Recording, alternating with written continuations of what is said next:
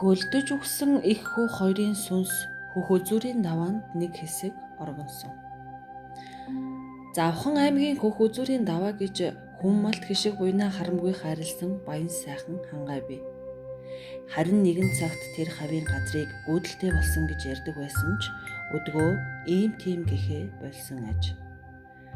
Харин бид энэ удаа тэрхүү гүйдэл хий үзэгдэл нь ямар учиртай болох талаар уншигч та бүхэн сонирхуулахыг хүслээ. Хөхөзүүрийн даваа гэдэг бол хизээнээс төв зам газар бөгөөд баруун аймагуудын жолооч нар байнга түүгээр явдаг. Тийм ч учраас хамгийн анх жолооч нар л тэр хавийг гүйдэлтэй болчихж гэсэн яриаг гаргасан ба нэрэж тэр хаваар явсан олон жолооч осол аваарт орж байсан байна. Тэрч байтугай уг хий ямиг ихэнх жолооч хөхөзүүрийн давааны жөтгөр нь хүүхэд дагуулсан хүүхэн байдаг гэж ярьдаг билээ. Харин үүнийг ойлгосон нутгийн олон тус нутгийн уран очрын дүү Луузангийн эхнэр хүү хоёрын сүнс жөтгөр шулмаст хувилсан байна гэж бат итгэх болсон гэж. Нэрэж тэрхүү хий үзэгдлийг бий болохоос өмнөхөн нутаг хаснандаа нэр хүндтэй удмаараа уран дархан гэгддэг очрын ах дүүсээрээ хөхөзүүрийн өвөрт байх өнтөө сайхан өвлжөө хаварж байгаа гэнэт орхин нүүсэн. Ихэнх үедээ учрыг нь олоогүй хүмүүс Луузангийн эхнэр хүү хоёр тэр хав золгүй тохиолдлоор амь насаа алдснаас болоо үздэй гэж байсан ч муу юмны тухай яриа сонсогдоод эхэлмэгц Луузангийн эхнэр хүү хоёр чухам юунаас болж таалалт өгсөн чухам яагаад чөтгөр болов хэмээн сонирхох болсон аж. Ингээд энэ тухай яриа ам дамжин ёсоор нэг л өдөр бүх юмны учир таалагдсан байна. Тэр нэгэн жил Луузан цэргээс халагдаг нэрж аав ээж ах дүүсээ баярлуулж байжээ. Тэгээд удалгүй зэрэгэлдээ сумынхаа баян жамблын ганц охин Хундагмаа бэгчийг эхнэр болгон авч нийтгэр хөрөм хийсэн гэж. Хундагмаа үйл үрдсэнд уран нэмбаач хамбаач гэж жигтэйхэн нэгэн байж. Үүний зэрэгцээ ойрын хідэн сумандаа гайхагдсан царай зүс бийхаа сайтай бүсгүй байжээ. Гэсэн ч түүнд ганц гин байсан бөгөөд тэрвэр яарч сандарсан үедээ ч юм уу эсвэл жаахан цухалдвал ээрч гацаад таг болчихдог байсан гэж. Луузантай суугаад удалгүй Хундагмаа том ахынх нь авгаад ад үзэгдэж эхэлсэн бөгөөд ааш зан ажил төрөл муутай анхаагүй тэр авгаа Хундагмаад атаархахдаа юмулвал өөнтгөлдөг болсон байна. Гэсэн ч Луузангаас битүүхэн нэмээдэг байсан тул ил цагаа юм хэлж чаддаггүй байсан гэж. Луузан ч хэрийн хүнтэй наан цаана гэж явдаггүй гүдэс шулуу нэгэн байсан бөгөөд сум нутагтаа нилээд сайн барилдчихдаг том бие хаатай сүрлэг сайхан эр байж. Луузан Хундагмаа хоёр бие биедээ халамжтай их ивэйтэй амьдардаг байсан ба жилийн дараа хөөрхөн хүүтэй болж бүрчих аз жаргал думжээ. Харин хүүг нь 3 нас хүрдэг тэр жил их л хатуу өвөл болж хүм малгүй их л зотруухан онд орж. Яг тэр өвлийн Хундагмаа хүүтэйгээ хамт хөлдөж өгсөн гэдэг.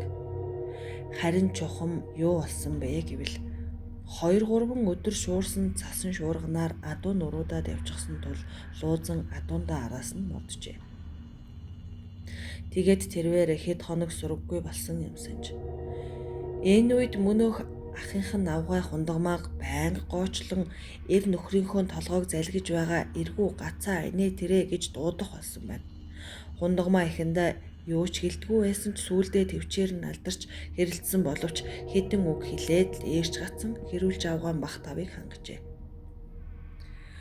Өөрийгөө элдвэр хилүүлж бас өмнө нь ичгүүртэй байдалд орсондоо шаналж шархалсан Хундагмаач тэр дороо гэртээ ороод хүүгээ хувцслан хөтлөөд гараад алхачихсан байна. Түүнийг ийхүү явсныг тэр хот айлаас хэнч мэдсэнгүй. Гагцхүү орой мал бохотлох үеэр өгөөлж яавь болжээ.